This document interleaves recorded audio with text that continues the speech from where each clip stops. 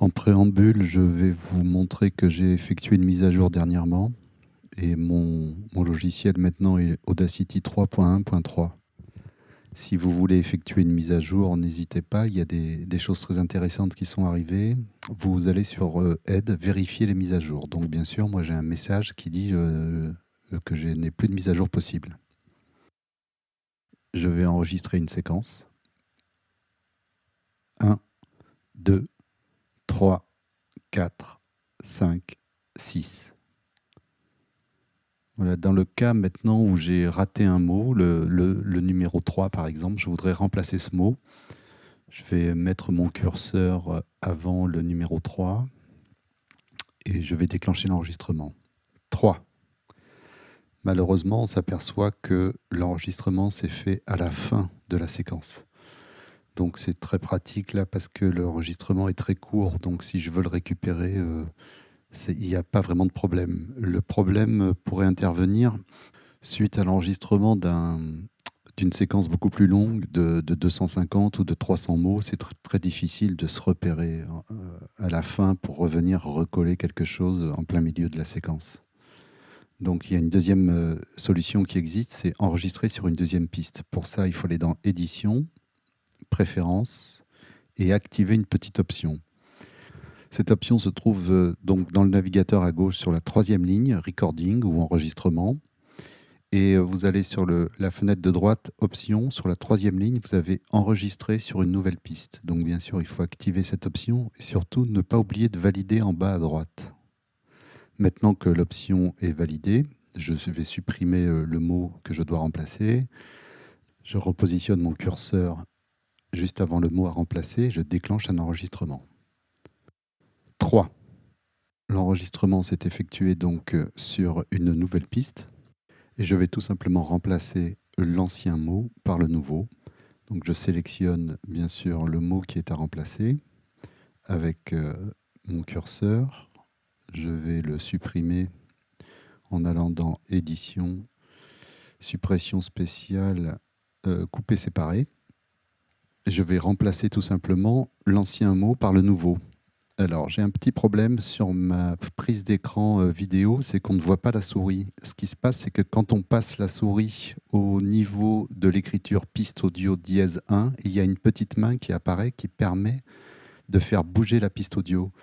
Donc, j'ai récupéré une vidéo sur Internet qui va vous permettre de visualiser ça.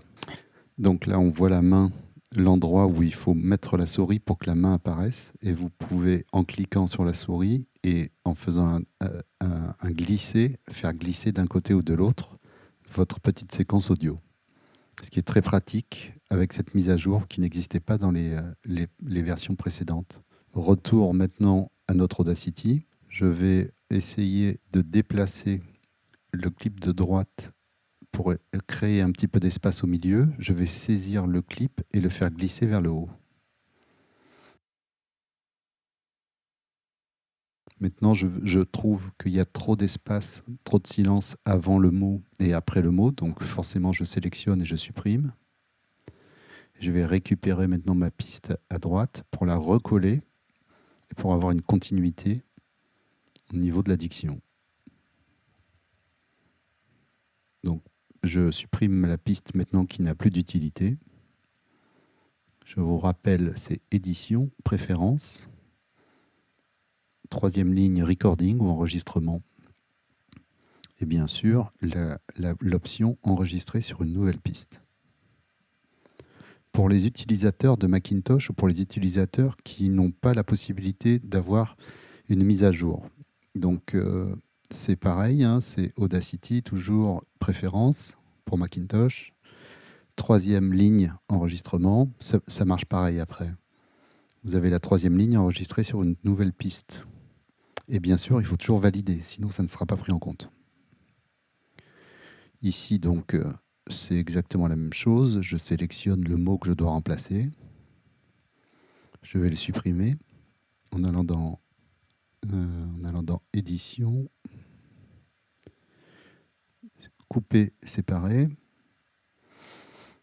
Et je vais essayer de coller le nouveau mot à la place. Ici, j'ai beaucoup d'espace à la fin, donc je vais le supprimer. Je le sélectionne et je supprime.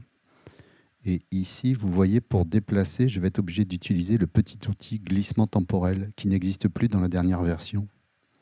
Et grâce à cet petit outil, je peux déplacer, je reprends le curseur et je ne peux pas faire glisser vers le haut.